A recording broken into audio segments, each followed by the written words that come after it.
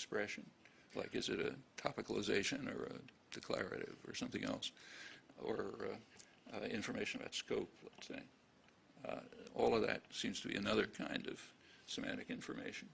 And these seem to correspond very closely, and I suspect if we knew enough, would correspond exactly to external merge for argument structure and internal merge for everything else. So to the extent that that turns out to be correct, it gives more reason to suppose that we're on the right track. Another desideratum for a well-designed system would be that it stipulate no levels of representation, no significant subsystems, except for the two interfaces, which presumably have to be there, although even that can be questioned. But at least the semantic and sensory motor interface, let's assume, are there. And in a well-designed system, there shouldn't be any others. Work of the 1990s pretty well showed, I think, that you can dispense with the descendants of what used to be called deep structure and surface structure. Not only dispense with them, but you do better by eliminating them if you keep to the simplest possible compositional function, namely merge. That leaves one level. It's the level which is the result of the application of all syntactic operations. It's the output of those and the input of the operations that map to the semantic interface. Now, that was, at the time, that was called LF. Terminologies become confused. LF is the phrase, the term LF, technical term LF, is now often used for the semantic interface. So you need some other name for what used to be called LF. But terminology apart, which at most introduces some confusion, there was these efforts to get rid of any residue of surface and deep structure did leave the level which has the properties I mentioned, properties of LF in the old sense. You can get rid of that too if you develop a specific version of principles that have appeared repeatedly in the structure of in the investigation of the structure of language since the 1950s, and in fact are all over traditional grammar too in some other form, namely principles of compositionality. So if you give a certain version of the properties of compositionality, or in more recent terms of cyclicity or strict cyclicity, then you can get rid of LF as well. The way to do it seems to be to suppose, and again this is computationally makes plenty of sense, that instead of the entire syntactic object being transferred to the two interfaces in a one-shot deal, it's transferred to the interfaces as it's constructed. So as some piece of the syntactic object is constructed, it's transferred over to the semantic and phonetic, it's not really phonetic, sensory motor interface, and it's there interpreted, and you're not allowed to modify the interpretation by any subsequent syntactic operations. So it'll stay the way it is, which of course is a huge computational saving. It means, especially on the phonological, morphological side. So you don't have to go through these operations over and over again because it's going to be stable.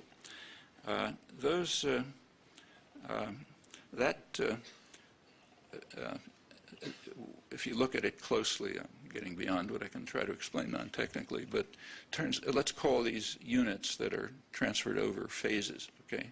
Turns out there's very good reason to believe that it's the interior of the phase that's transferred, not the whole phase.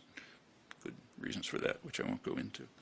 The reason basically is that everything out of the interior can move on, as we know, by internal move.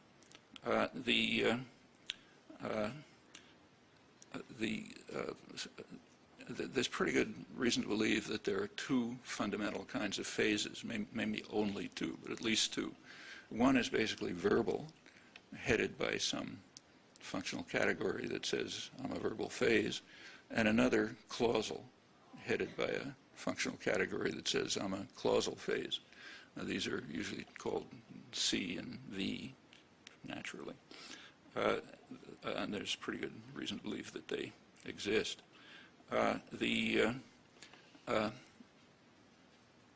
What appears to be the case is that in the design properties are such that at these two phases, the interior of the phase is handed over to the sensory motor and the semantic system, and they're interpreted, and there's no further access to their interior. It can't be modified by any further syntactic operation. Now, that enormously reduces complication, and it has other important consequences. I mentioned before that in a sentence like, say, what John saw what, or for that matter, John saw John, we have to be able to know somehow whether the thing that appears twice was created by internal merge or external merge. Because of the duality of semantics, going to have a different interpretation depending on which it is. Well, that information is available at the phase level. In fact, exactly these two phase levels, at the verbal phase and the clausal phase, that information is available. But at any other position in the computation, it's just not available. It takes a little work to show it, but you can. So if there's going to be a correct identification of copies, so you'll know that John saw John is okay, but it means two different Johns. If there's going to be a correct interpretation of the copies, then it seems that for that reason alone, you need these two phases.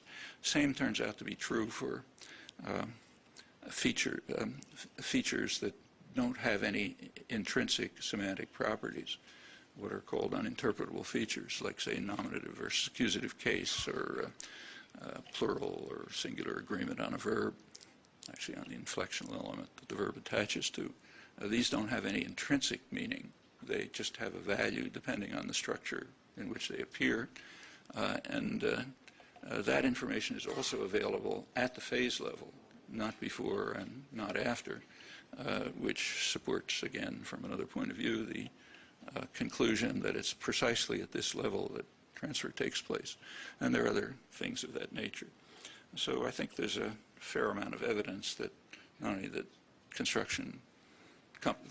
computation goes phase by phase, meeting sensible computational principles, but that these are, in fact, the phases. And that can plausibly be thought of as a consequence of the strong minimalist thesis. If language is going to be perfectly designed, it looks as if that's the way it ought to work. Now, I don't want to say that incidentally, this does not mean, this has been misinterpreted, so let me stress it. It does not mean that there is no further access anywhere in language use to the internal parts of the computation. That can't be true. In using language, in speaking or interpreting, at the very least, you bring together the semantic and the sensory motor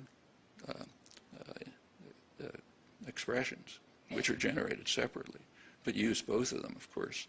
So there must be some kind of homunculus sitting there which has access to everything that's going on, and in fact a lot more, because in language use you're not restricted to what you hear, of course. It's easy to show that people interpret what they hear on the basis of expectations and background assumptions, and overrides the phonetics of what they hear very often, and so on.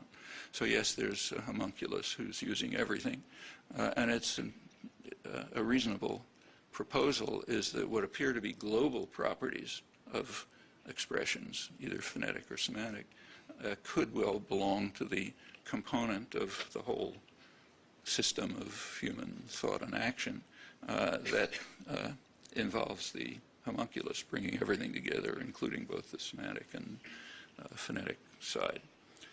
And there are other further problems. They're each an optimal principle of computational efficiency. Am I going on too long? I lost track. A couple of minutes. Yeah. An optimal principle of computational efficiency would be that the information about that when you have a syntactic object, any information about it that's relevant to further computation ought to be very easily and quickly identifiable by algorithm, by some optimal algorithm. And what that means is that all the information should be in a particular lexical item that was the basis for the construction of it, what's projected in old phrase structure theories. In the case of the verbal phase and the clausal phase, all relevant information should be in the V and the C. And that turns out to be true. Like what's relevant in a verb phrase for further computation is the kind of verb it is, and not, say, the kind of object it has, or prepositional phrase that's in there, and so on. So we have, that property seems well established, what are called the heads of the phases, which are incidentally very easily determinable by algorithm, and where they're not, you can show interesting problems. The heads carry all the information, and those are the things that are identified. Well, without going on with this, there are plenty of problems which I won't go into, but if you want a good summary of them, there's a good paper by, in the last issue of Syntax, journal Syntax, by Bex and Groman, which gives a whole pile of problems. Most of them, I think, can be handled properly, but there are some that clearly remain as topics for further inquiry. I'll assume that this is more or less correct and just make a few more comments about it. Well, as I said before, it's extremely easy to find problems in the infinitely many problems whenever you look at linguistic or apparently linguistic phenomena. And you then have two approaches that you can take. One is to develop some technology to characterize the problem, to describe it, and what's sometimes called giving a solution, but it's really giving a kind of redescription, which may be a valuable step towards organizing the material for further inquiry. And maybe that's as far as you can go. Well, if that's as far as you can go, then the technology has to be attributed to universal grammar, part of the genetic component, and the language is more of a mess than we hoped. Huge problem for any study of evolution of language, if anything like that never comes along. The other possibility would be to try to chip away at it and see if you can get a principled explanation for at least part of it. And often that's possible, and moving towards SMT. Well, let me just finish by illustrating what I have in mind with one particular problem.